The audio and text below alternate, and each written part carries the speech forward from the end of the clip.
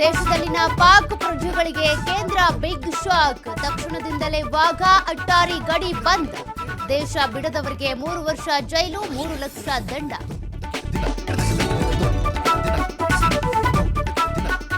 ಜಮ್ಮು ಕಾಶ್ಮೀರದಲ್ಲಿ mega operation. ಉಗ್ರರಿಗೆ ಸಂಬಂಧಿಸಿದ 13 ಕಡೆಗಳಲ್ಲಿ ಶೋಧ ಕಾರ್ಯ. ದೊಡ್ಡ ಮತ್ತು ಕಿಶ್ತವಾರ್ನಲ್ಲಿ ಪೊಲೀಸರ ದಾಳಿ.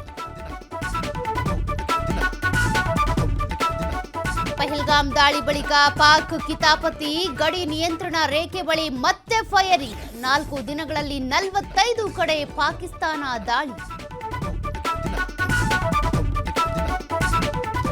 ವಿಶ್ವದೆಲ್ಲೆಡೆ ಪಾಕ್ ವಿರುದ್ಧ ಭುಗಿಲಿದ್ದ ಆಕ್ರೋಶ. ಅಮೆರಿಕದ ವಾಷಿಂಗ್ಟನ್ ಡಿಸಿಯಲ್ಲಿ ಪ್ರತಿಭಟನೆ. ಪ್ಯಾರಿಸ್ನ ಐಫೆಲ್ ಟವರ್ ಬಳಿಯೂ ಧರಣಿ.